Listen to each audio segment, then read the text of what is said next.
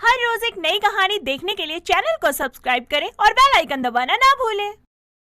ये कहानी है एक ऐसी बहू की जिसकी शादी के कुछ समय बाद ही उसके पति का एक्सीडेंट हो जाता है और उसके दोनों पैर टूट जाते हैं।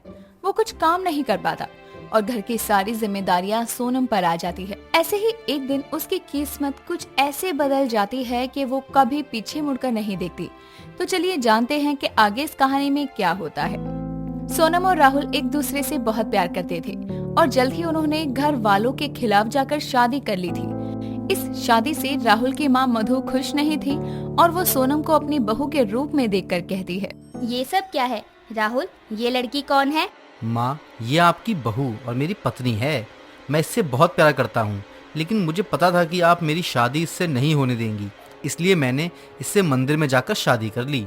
ये देखो, आजकल के बच्चे कुछ ज्यादा ही एडवांस हो रहे हैं। माँ बाप की मर्जी के खिलाफ ही शादी कर लेते हैं। तो मुझे घर में क्यों रखा है तूने? जब तूने अपनी मर्जी का सब काम करना है तो मैं चली जाती हूँ यहाँ से। तू अपनी इस बीवी के साथ ही रहना इस घर में। मैं जा रही हूँ। मम्मी जी, हमें माफ कर दो, पर आप इस घर से मत जाओ। अगर कोई जाएगा यहाँ से तो वो मैं हूँ। नहीं, अगर तुम जाओगी तो मैं भी तुम्हारे साथ जाऊंगा सोनम, और फिर खुद ही रहना माँ आप इस घर में। हो गई तुम दोनों की ये आशिकी। मुझे पता है तुम आजकल के बच्चे बहुत ढीठ हो। जाओ अंदर चुपचाप। अब ले ही आया है तो अपनाना तो पड़ेगा ही इस लड़की को, मुझे बहू के रूप में। अब ना चाहते हुए भी सोनम को अपनी बहू के रूप में मधु को अपनाना पड़ता है। यूं ही कुछ दिन और बीत जाते हैं। एक दिन राहुल किसी काम से बाहर जाता है और रास्ते में उसका किसी वजह से एक्सीडेंट हो जाता है। इसमें राहुल के दोनों पैर टूट जाते हैं और इसकी वजह से मधु अपनी बहू को इन सब का जिम्मेदार मान लेती है और उसे काफी कुछ सुनाती है और बोलती है, हे भगवान, जब से इस मनहूस से शादी हुई है मेरे बेटे की, तब से अभी तक इस घर में कुछ भी अच्छा नहीं हुआ। ना जाने किसकी नजर लग गई है हमें। पर माँ जी, इसमें मेरी क्या गलती है? ये सब तो किस्मत की बात है ना। किस्मत की बात नहीं है, ये तेरे मनहूस कदमों की वजह से हुआ है। अगर तू हमारे घर में नहीं होती तो ये सब भी नहीं होता, समझी? अपनी सास की कड़वी बातें सुनकर सोनम अपने कमरे में जाकर रोने लगती है, जिसके बाद वो हॉस्पिटल अपने पति राहुल से मिलने के लिए जाती है और वहाँ पर उसे उदास देखकर राहुल कहता है, अरे सोनम, तुम रो रही थी क्या? अरे पागल, परेशान क्यों होती हो? सिर्फ पैर ही तो टूटे हैं, हाथ तो अब भी ठीक है ना, सब ठीक हो जाएगा। नहीं, माँ जी सही कहती हैं, ये सब मेरी ही गलती है। अगर मेरी शादी तुमसे नहीं होती तो आज ये सब नहीं होता। अरे तुम क्यों हर बात पर खुद को ही दोष देती हो? तुम्हारी कोई गलती नहीं है इन सब में, समझी? राहुल के काफी समझाने के बाद सोनम राहुल को हॉस्पिटल से डिस्चार्ज करवाकर घर ले आती है। यूं ही कुछ दिन बीत जाते हैं, लेकिन इस हालत में राहुल काम नहीं कर पाता और घर के हालात भी खराब होने लगते हैं। और एक दिन मधु राहुल और सोनम के सामने ड्रामा करते हुए कहती है, हे भगवान, अब मैं क्या करूं समझ नहीं आ रहा। लगता है कि मुझे ही कहीं काम ढूंढना पड़ेगा, बर्तन कपड़े धोने का, तभी कुछ हो पाएगा। अरे माँ, आप क्या कह रही हैं? ये सब क्या हो गया है? अरे और क्या कहूँगी, काम की बात कर रही हूँ। किसके काम की बात माँ जी? अपने काम की बात। और किसके काम की बात करूँगी? जो हालात हमारे घर के चल रहे हैं ना, ऐसे में तो मुझे ही काम करना पड़ेगा बाहर दूसरों के घर में, तभी हमारे घर के खर्चे और तेरी दवाइयाँ आएंगी। पता भी है तुम दोनों को घर के हाल कैसे चल रहे हैं। अरे माँ, ऐसा हुआ क्या है जो आप काम ढूंढ रही हैं? और वैसे भी मेरे अकाउंट में अभी इतने पैसे हैं कि हम 2 साल भी आराम से बैठकर खा सकते हैं। अरे बेटा, इस वहम में मत रह। वो सब पैसे खत्म हो गए हैं, सारे के सारे, समझा तू? क्या खत्म हो गए? पर कहाँ चले गए माँ? मैंने तो कहीं खर्च नहीं किए वो सारे पैसे। ये अपनी 2 टूटी हुई टांगे देख तो पता चल जाएगा कहाँ गए हैं पैसे। फ्री में नहीं होता है ऑपरेशन, समझा ना?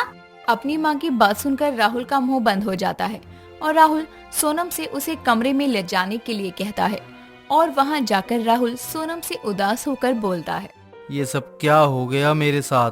मेरे होते हुए भी मेरी माँ को काम करना पड़ेगा। मैं उनके लिए कुछ नहीं कर पा रहा हूँ। धिक्कार है ऐसी जिंदगी पर। अरे राहुल, आप इतने परेशान ना हो, भगवान कोई ना कोई रास्ता जरूर निकाल देगा, आप चिंता मत करो। यूं ही कुछ दिन और बीते हैं, लेकिन अब हालात और भी खराब होते जा रहे थे और ये सब सोनम से भी देखा नहीं जा रहा था। अब सोनम भी अपने घर परिवार के लिए कुछ करने की सोचती है। ऐसे ही एक शाम राहुल के कुछ दोस्त उससे मिलने आते हैं, लेकिन घर में नाश्ते के लिए कुछ नहीं था। बस छत पर कुछ चिप्स के लिए सूखे आलू रखे थे और वही आलू तलकर चाय के साथ वो ले आती है, जिन्हें खाकर रोहन सोनम से कहता है, अरे भाभी, ये चिप्स तो बहुत अच्छे हैं और मजेदार भी हैं। कहाँ से लाई हैं आप? वो मैंने ये घर पर ही बनाए हैं। अरे भाभी, मजाक अच्छा कर लेती हैं आप। सच सच बताओ ना कि कहाँ से लाई हो, मुझे भी मंगवाने थे ये। नहीं जी, मैं सच कह रही हूँ। कल मैंने कुछ आलू सुखा दिए थे, तो मैंने सोचा कि चाय के साथ ही इनके चिप्स बना देती हूँ। ये तो अमेजिंग है यार राहुल, तेरे तो मजे हैं। तुझे तो इतनी अच्छी चिप्स बनाने वाली बीवी मिली है। यार मुझे आज ही पता चला कि मेरी पत्नी इतने अच्छे चिप्स बनाती है। इतना कहकर सभी हंसने लगते हैं, जिसके बाद रोहन वहाँ से चला जाता है, साथ ही कुछ चिप्स भी ले जाता है। कुछ दिनों बाद रोहन फिर राहुल के घर आता है और उसे देखकर राहुल कहता है, अरे रोहन, तुम कैसे आना हुआ आज? लगता है फिर से मुझसे मिलने के बहाने चिप्स खाने आए हो। ऐसा ही कुछ समझ लो, लेकिन आज जो मैं फायदे की बात करने आया हूँ ना, वो तुम्हारी और भाभी जी के फायदे की बात है। अच्छा, ऐसी कौन सी बात है, बताओ तो सही। अरे भाई, एक बहुत ही अच्छी खबर है। उस दिन मैं तेरे से कुछ चिप्स लेके गया था ना यहाँ से, तो मैंने वो चिप्स अपने बॉस को टेस्ट करवाए। उन्हें ना इनका स्वाद बहुत पसंद आया है और उन्होंने कहा है ना कि वो हर दिन भाभी जी से ना चिप्स बनवाना चाहते हैं। मतलब कि जो चिप्स भाभी जी बनाएंगी ना, उन्हें बड़ी बड़ी दुकानों पर मेरे बॉस अपनी कंपनी द्वारा सेल करेंगे और इसके बदले ना आपको अच्छे पैसे भी मिल जाएंगे। दोनों की आवाज सुनकर वहाँ पर सोनम आती है और फिर राहुल सारी बात सोनम को बताता है। ये सब सुनकर सोनम बहुत खुश होती है, जिसके बाद सोनम कहती है, लगता है भगवान ने हमारे दुखों को दूर करने का रास्ता हमें दिखाया है। हाँ, तुमने सही कहा सोनम। अब बस हमने अपनी सारी मुश्किलें दूर करनी है और बस चिप्स बनाने में ही तुम्हारी मदद करूँगा। हाँ, अब मेहनत करना स्टार्ट कर दो। कंपनी की तरफ से ना ये पैसे एडवांस दिए हैं, तो इनसे सामान मंगवा कर काम पर लग जाओ। और हाँ, ये कॉन्ट्रैक्ट ना तुम्हें 2 दिन में पूरा करना है। 2 दिन तो बहुत कम है, इतनी जल्दी सब कैसे होगा? सोनम ये बोल ही रही थी कि तभी वहाँ पर सोनम की सास मधु आती है और कहती है, अरे बहू, तू क्यों परेशान होती है? मैं हूँ ना, हम सब मिलकर बनाएंगे तेरे साथ चिप्स। क्या कहा माँ जी, आप भी? फिर तो ये काम और जल्दी खत्म होगा। अब सोनम और मधु उन पैसों को लेकर बाजार से आलू और चिप्स बनाने का सामान लाती हैं और इतने सारे आलू लाते हुए देखकर मधु की पड़ोसन विमला सोनम और मधु को टोकते हुए कहती है, अरे ये क्या लेकर जा रही हो दोनों सास बहू? लगता है आज घर में कोई पार्टी शार्टी होने वाली है, तभी इतने सारे आलू जा रहे हैं। अरे नहीं विमला बहन, वो क्या है ना, मेरी बहू को चिप्स बनाने का काम मिला है, तो उसी के लिए हम आलू ले जा रहे हैं। लगता है बहुत बड़ा काम मिला है बहू को। अब घर में बैठे बैठे पैसे छापे जाएंगे। हम घर बैठकर पैसे छापे या बाहर बैठकर, उससे तुम्हें क्या? तुम अपने काम से मतलब रखो।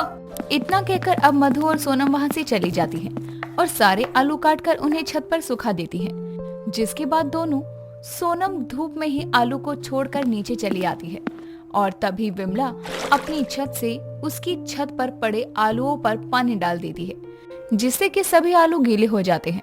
जब कुछ देर में छत पर सोनम जाती है तो गीले आलूओं को देखकर परेशान हो जाती है और कहती है, हे भगवान, ये सब कैसे हो गया? अब मैं क्या करूँगी? अगर समय से काम पूरा नहीं हुआ तो सब काम बिगड़ जाएगा। कुछ देर सोचने के बाद सोनम उन सभी गीले आलूओं को कमरे में ले जाकर पंखे के नीचे सुखा देती है और फिर अगली सुबह चिप्स बनाकर रोहन की कंपनी में भेज देती है और अपना पहला कॉन्ट्रैक्ट पूरा कर लेती है चिप्स बनाने का। दोस्तों, अगर आपको ये कहानी पसंद आई तो इसे लाइक करें, शेयर करें और कमेंट करके बताएं कि कहानी में आपको सबसे अच्छा क्या लगा।